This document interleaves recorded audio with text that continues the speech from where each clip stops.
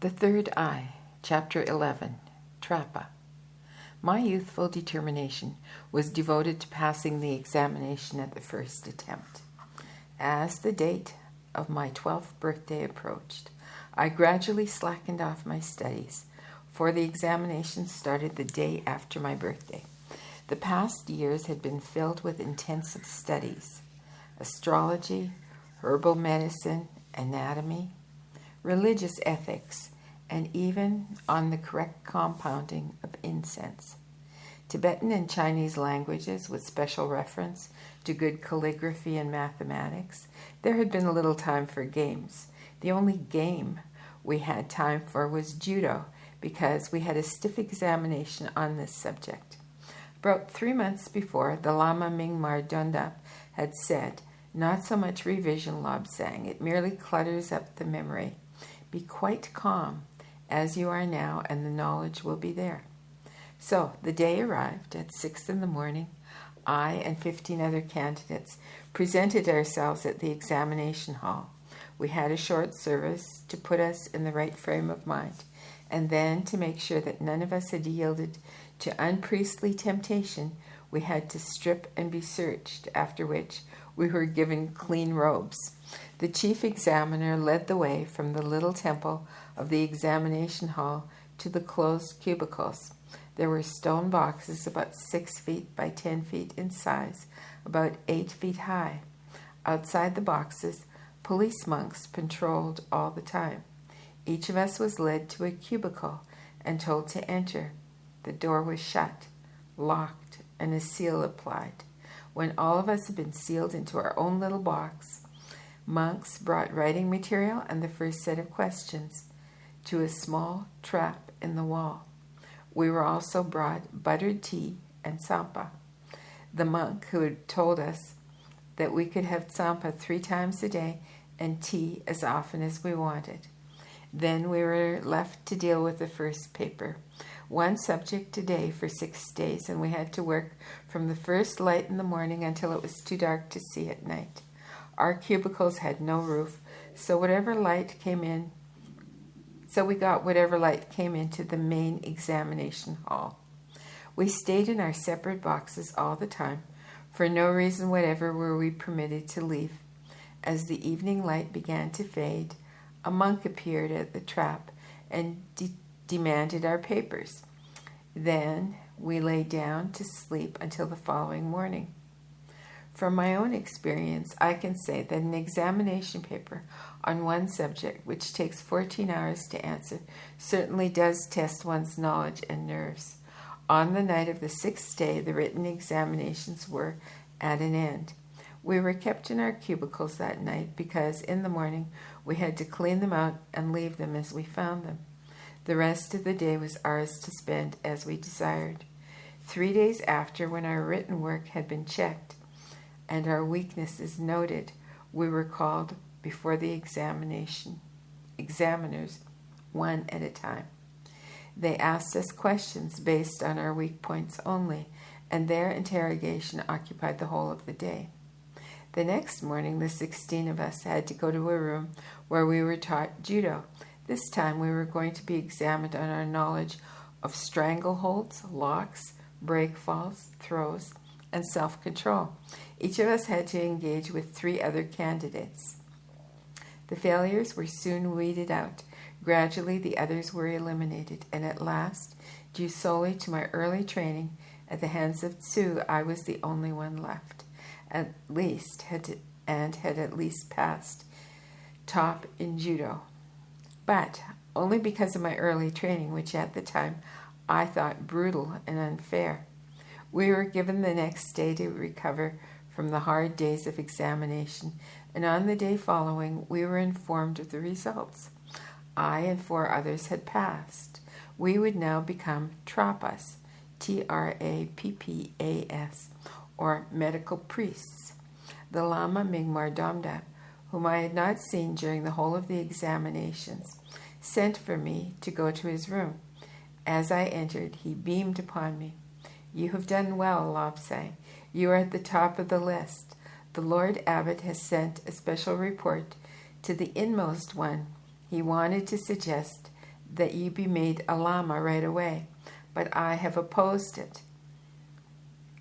He saw my rather pained look and explained, "It is much better to study and pass on your own merits.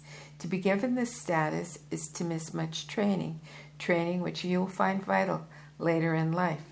However, you can move into the room next to mine because you will pass the examination when the time comes." That seemed fair enough to me. I was quite willing to do whatever my guide thought best. It gave me a thrill to realize that my success was his success and that he would get the credit for training me to pass as the highest in all subjects. Later in the week, a gasping messenger, tongue protruding and almost at the point of death apparently, arrived with a message from the inmost one. Messengers always used their histrionic talents to impress upon one the speed with which they had traveled and the hardships they had endured to deliver the message entrusted to them. As the Potala was only a mile or so away, I thought his act was rather overdone. The inmost one congratulated me on my pass and said that I was to be regarded as a Lama from that date. I was to wear Lama robes and have the right and privileges of that status. He agreed with my guide that I should take the examinations when I was 16 years of age, as in this way you will be induced to study those things which you would otherwise avoid, and so your knowledge will be increased by such studying. Now that I was a Lama, I should have more freedom to study without being held back by a class. It also meant that anyone with specialized knowledge was free to teach me, so I could learn as quickly as I wished. One of the earliest things I had to learn was the art of relaxation, without which no real study of metaphysics can be undertaken. One day, the Lama Mingmar Dondap came into the room where I was studying some books, and he looked at me and he said, "Lobsang, you are looking quite tense. You will not progress at peaceful contemplation unless you relax. I will show you how to do it." He told me to lie down as a start, for although one can relax sitting or even standing up, it's better to learn first by being supine. Imagine that you have fallen off a cliff, and imagine that you are on the ground below a crumpled figure with all muscles slack, with limbs bent as if they had fallen, and with your mouth slightly open, for only then are the cheek muscles at ease. I fidgeted around until I put myself into the position that he wanted. Now imagine that your arms and legs are full of little people who make you work by pulling on muscles. Tell those little people to leave your feet so that there is no feeling, no movement, no tension there. Let your mind explore your feet to be certain that no muscles are being used. I lay there trying to imagine little people. Think of old Sue wiggling my toes from the inside. Oh, I'll be glad to get rid of him. Then do the same with your legs, your calves. You must have a lot of little people at work there. They were hard at work this morning when you were jumping. Now give them a rest. March them upward toward your head. Are they all out? Are you sure? Feel around with your mind. Make them leave the muscles untended so that they are slack and flaccid. Suddenly he stopped and he pointed and he said, "Look, you have forgotten someone in your thigh. A little man is keeping a tight muscle in your upper leg. Get him out," Lobsang, "get him out." Finally, my legs were relaxed to his satisfaction. "Now, do the same with your arms," he said, starting with your fingers. Make them leave up past the wrists, march them to the elbows, to the shoulders. Imagine that you are calling away all those little people so that there is no longer any strain or tension or feeling.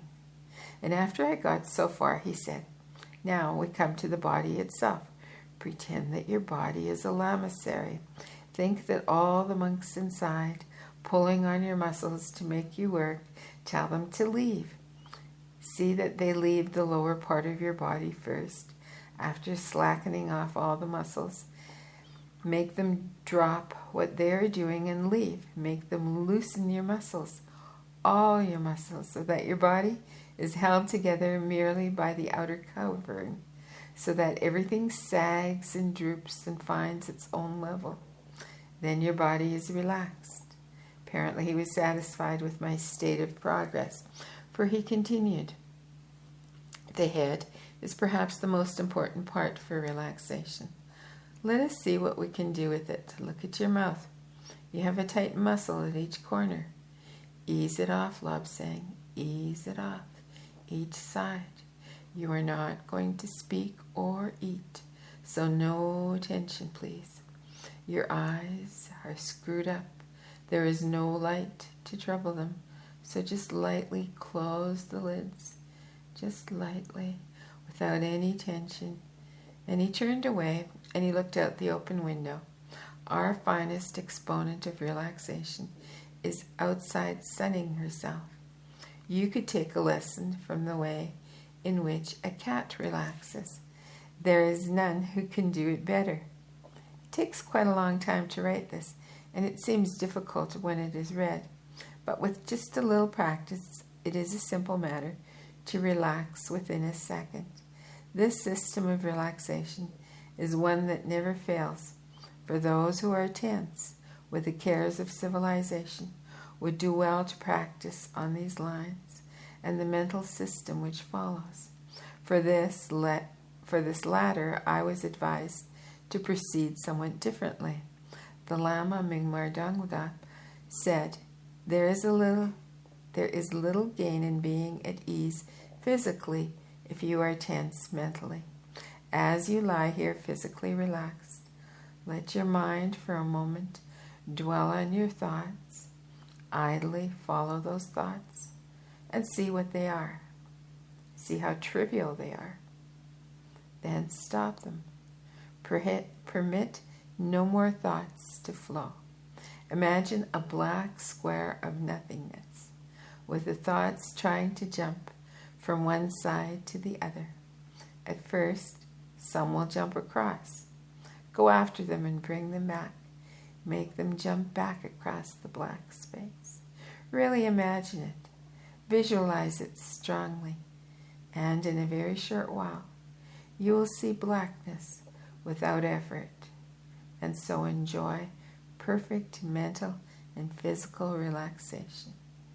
Here again, it's far more difficult to explain than to do. It's really a very simple affair with a slight practice, and it is really a very simple affair with slight practice, and one must have relaxation.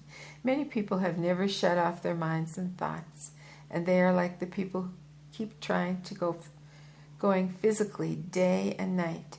A person who tried to walk without rest for a few days and nights would soon collapse. Yet the brain and mind are given no rest. With us, everything was done to train the mind.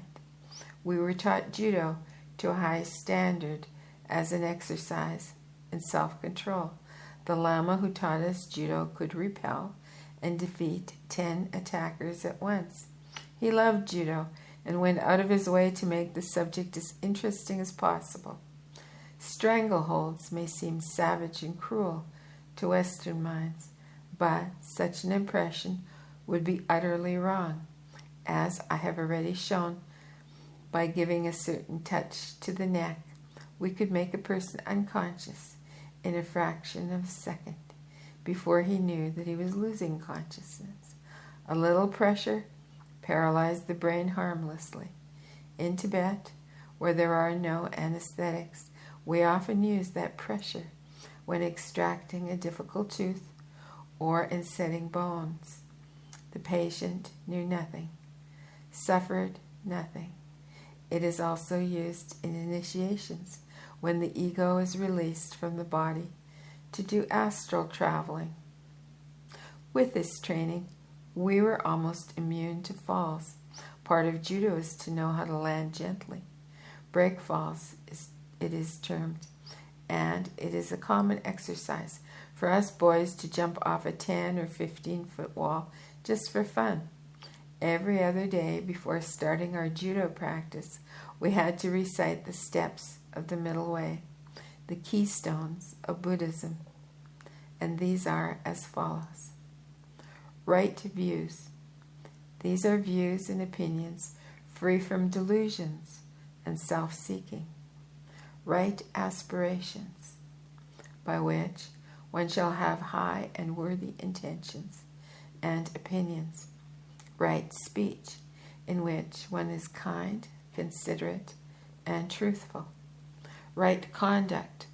This makes one peaceful, honest, and selfless. Right livelihood. To obey this, one must avoid hurting men or animals and give the latter their rights as beings. Right effort. One must have self-control and undergo constant self-training. Right mindfulness. In having the right thoughts and in trying to do that which is known to be right. Right rapture. This is the pleasure derived from meditating on the realities of life and on the overself.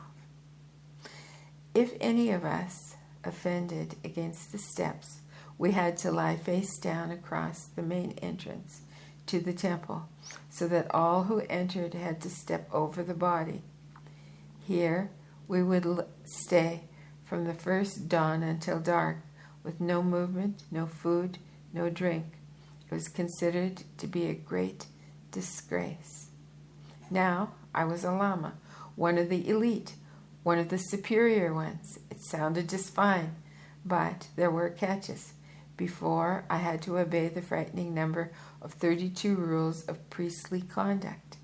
As a Lama, to my horror and dismay, I found that the total was 253. And at Chakpori, the wise Lama did not break any of those rules. It seemed to me that the world was so full of things to learn. I thought my head would burst, but it was pleasant to sit up on the roof and watch the Dalai Lama arrive at the Norbu Lunga, or Jewel Park, just below us. I had to keep hidden when I so watched the precious one, for no one must look down upon him. Down below, too, on the other side of our iron mountain, I could see two beautiful parks. The Kati Linga, just across the stream, called the Kalingchu, the Dodpal Linga. Linga means park, or at least it is the nearest spelling according to the Western style of writing. More to the north, I could gaze upon the Western Gate, the Pargo Kaling.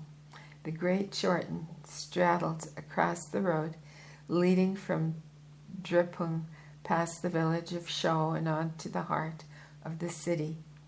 Nearer, almost at the foot of the Chakpori, was a Chorten commemorating one of our historical heroes, King Khazar, who lived in the warlike days before Buddhism and peace came to Tibet. Work? We had plenty of that, but we had our compensations, our pleasures as well. It was compensation in full and brimming over to associate with men like the Lama Mingmar Dumda, men whose sole thought was peace and help for others.